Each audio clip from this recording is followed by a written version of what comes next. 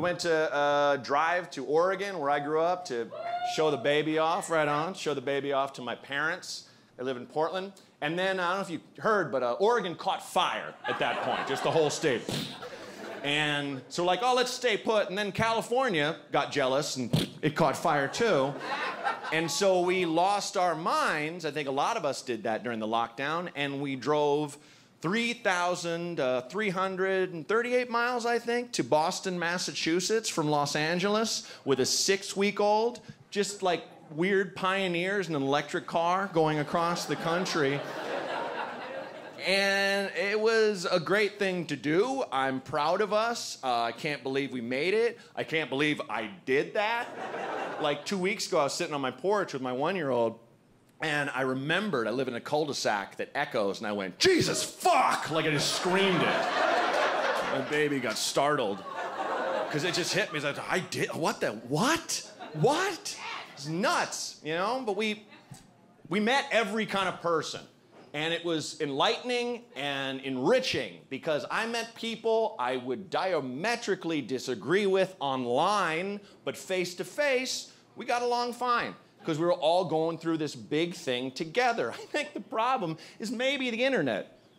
I don't know. There could be someone making money off us. Just throwing that out there. I don't know if that's true. No. But I definitely had prejudices. I definitely had stuff that I looked at. I was like, oh, this person is that, and this person is that. I'll never do that again, man. You know? No matter what. Because I had the most, like, assumption-shattering experience when we were driving, going through Nebraska, and Rose had a blowout. And it was like a blowout, like someone put 5 M80s in a towel. Like it just sounded muffled. Like in the old World War II movie where the guy's like, grenade! Lands on it. Like it was like that. It was insane how loud it was, but and I look back and she's like, oh, the evil is loose. Like her face looked so relaxed and happy.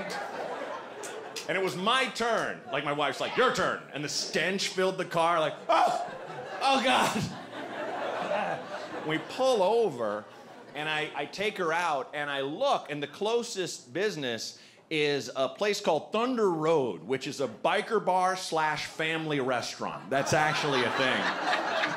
Just motorcycles, hogs, as far as the eye can see. Every third guy has a leather cut, a vest on with his club on the back, and he's MC. And we were going into the restaurant, me and Rose, and we passed the restaurant. I'm like, where's the restroom? And of course they're like, it's in the bar. Of course it is. Like, I'm changing a baby. Did I stutter? I said the bar. And so we went through the bar, and there were as many kids in there as there were in the family restaurant. And I get into the men's room, and I make my assumption, my first assumption, which was, no way they got a changing table in here. Nah, it's gonna be my wife's turn. No way. Wrong. Thunder Road woke as fuck. Like, their changing table, you could have a horse give birth sideways on that thing. Just go, bah, like, oh my God, I could sleep on this in the fetal position. This is incredible. Putting my diaper bag here, some snacks, couple beers, a baby in the middle. This is incredible. I'm sure that's why it was designed that way, you know. And I'm changing her, and she's cleaned up, and I'm about to put the fresh diaper on, and a biker passes me who looks straight out of whatever the Norse god Hel is. Like, wherever the evil Vikings go. Like, he had this giant, like, rivulet-covered beard and this grease-heavy... Like, he had that... If Jake Gyllenhaal grew his hair out long, that shit that looks like a helmet, right? Like, he had the tree line, but just grease and evil just melded in there. His eyes were somehow not brown or blue, but red. Like red pupils somehow. Not high, like just eyes of fire. And a leather cut that he looked like he was born in and grew into. Like it was part of his musculature. Buck knife. And he's walking out and he stops and he looks right at Rose's vagina. Pause for laughter. Nothing? That usually kills. Yeah, real awkward. And I'm just sitting there and I'm like, mentally, I'm like, go away. Like, I would ordinarily never take you on, but I will pull this hairdryer out of the wall. Like, I've done it before. The little, right? You just put your foot up, yank. They're tiny screws. I've done it when I was hammered as shit in Chicago. And then hit him in the face, sit on him, put it through his head. grab my baby with bloody hands, run her out to my California-plated electric vehicle, and get chain whipped to death by the rest of the motorcyclists, I'm sure. That's my brilliant plan, everybody.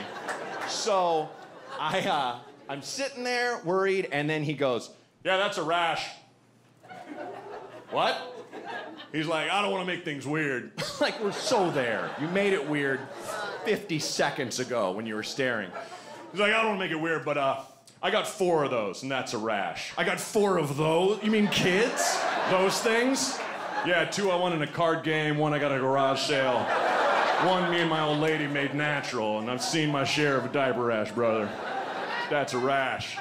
And then he blew my mind completely when he unsnaps his blood-caked leather vest and is like, "You got the cream?"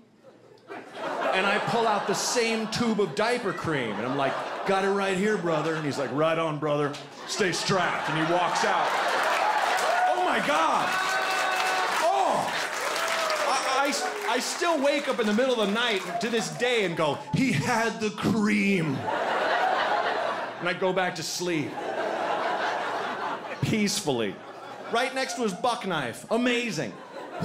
What's your gang? Hell's Dads? Who are you guys?